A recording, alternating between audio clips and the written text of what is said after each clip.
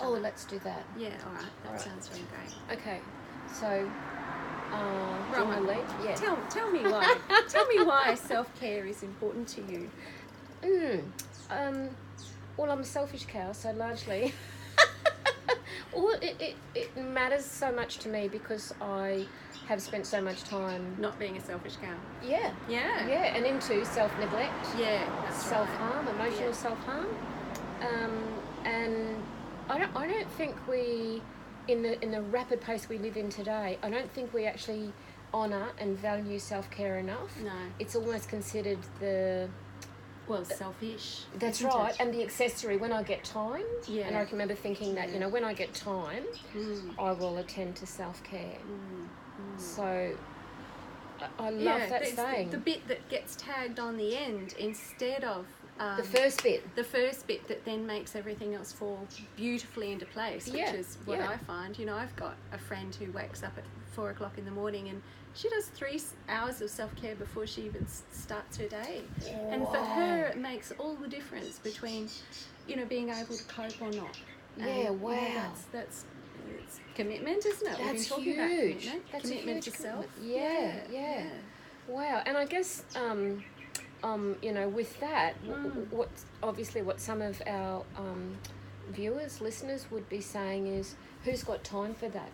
And this is part of this whole... Well, my friend does it because for her it's a necessity. Otherwise, she's going through some difficult things and she wouldn't be able to deal with those difficult things if she wasn't putting that time in. And I guess that's the way I see it. It's an investment in yourself, isn't it? Yeah. And so you get people who are tagging it on to their, around the edges of their busy lives, never realising that if you put it front and centre, self-care, and you do that investment, the rest of your life works out better. Things flow better. Things fall into place.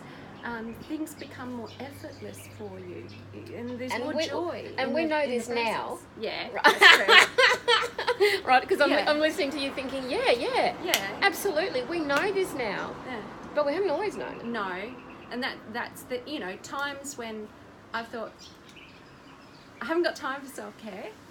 Yeah. Because I have to do this, and this. But then when I actually make time for the self-care, all the this, and this, sort of sorts itself out in a more smooth way, and it creates more time. Without self-care, everything kind of feels a little bit messy and heavy, and it doesn't fall into place well, and it takes me twice as long to do anything.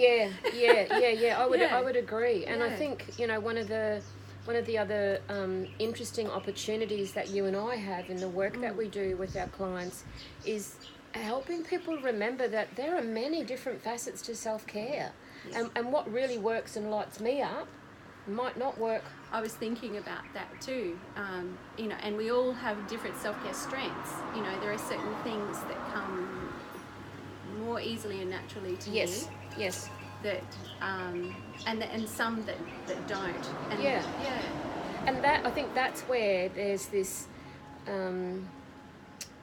We know that there's a huge need to, and largely based on what we've learned through our own experiences, to help people better understand that they in actual fact are highly likely already doing some really good things for themselves, but they haven't actually stopped and thought, how is it benefiting me? Or valued the fact that maybe they are giving themselves, 2 or 3 minutes a day to just stop and look at the ocean or stop and look at nature. That's it. And that, that's energy medicine right there, isn't it? It is, isn't it? It's beautiful. Even for me, watching television can be a form of self-care. Oh, do you want to hear what my reframe is on television? Really? Uh-huh.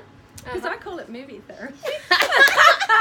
Well, you'll love this. I'm sure you'll love this. Yeah. I just said this to a client last week. She was saying, I've been exhausted, really emotionally depleted. Yeah. So I've just binged on a TV show. I do that sometimes. I do. I said to her, do you know?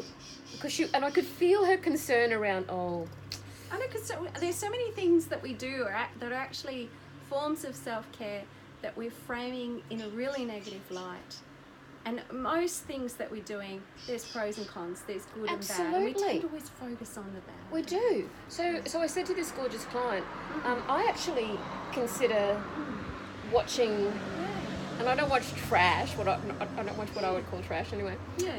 But I consider sitting, watching something that is quality for me to escape in as fire gazing.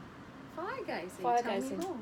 Well, you know, in the old days, fire gazing. Yes, like being able to go into a dreamy sort of trance-like state that is a form of rest. Yes. Okay, like for me, I call it movie therapy because I work professionally with emotions, and it's we were talking before about forms of self-care and the ones that work best for us and the ones that we can be most, sometimes by necessity, most naturally gifted in, or be, you know, utilizing more in our lives.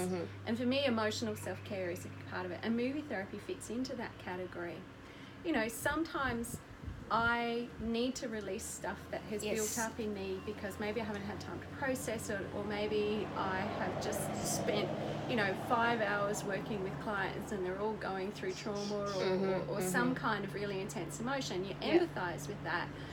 So I need a way to shift it and release it if I haven't been able to keep up with that. And movie therapy is great because I can have a cry, I can have a laugh, I can get mad. You know, I can empathize with these make-believe characters and move through these emotions and process them, but also learn more about human nature and about emotions themselves in the process. And I just find that beautiful. Well, it gives us that space, doesn't it, to sit beside this gorgeous girlfriend, Tracy Pollitt. She's in WA, and I caught up with her first time in 14 years, which was awesome self-care, just a couple of weeks ago. And she talks about this this notion of sitting beside our emotions and sitting beside our experiences. And like a friend would. Not in a way where you're... Because so often we're trying to censor them, make them go away, tell them they're bad. You don't do that when you're sitting with a friend. So sitting with your emotions, you're kind of holding space for them, you're allowing them, and you learn so much about yourself and about human nature and about relationships when you're able to do that. I wrote a book years ago when I was in what I call recovery, called Qualities with my emotions. Conversations with my qualities, I should say. I got that twisted up.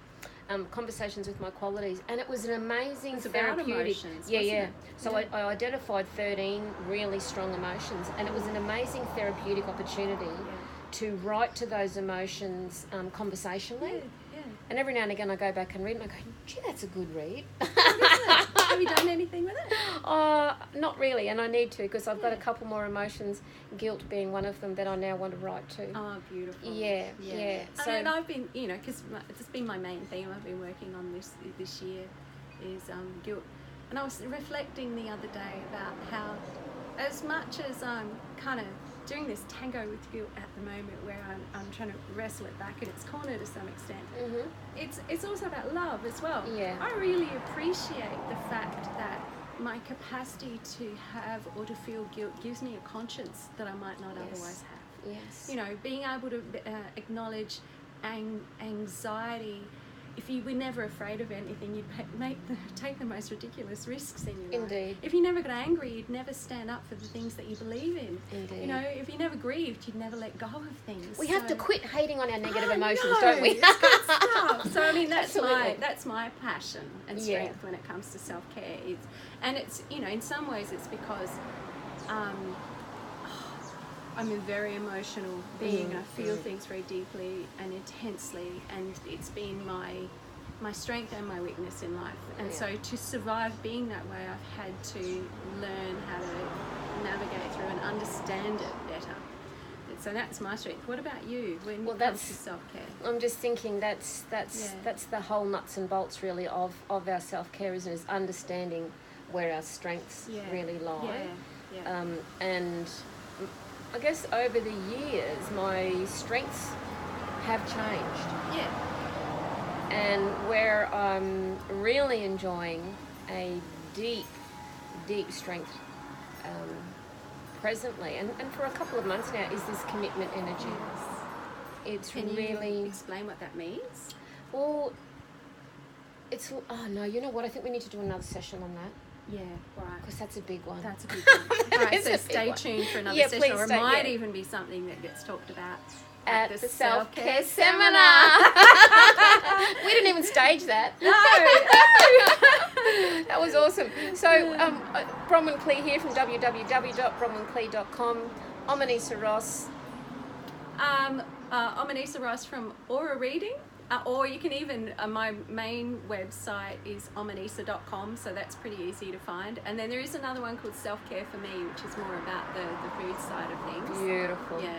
Beautiful. So aura, colours, emotions, psychology, I guess.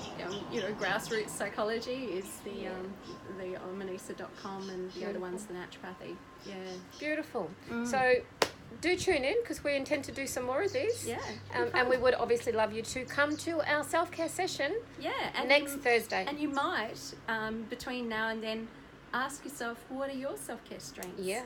What are you good at when it comes to looking after yourself and putting time in with and for yourself, as an act of self-love and in investing in who you are in a loving way? Beautiful. Yeah. And until then, please do all you can to be kind to yourself, care for yourself, and nurture yourself. Yeah. Because we do. Yeah. Okay, bye. Bye. Bye.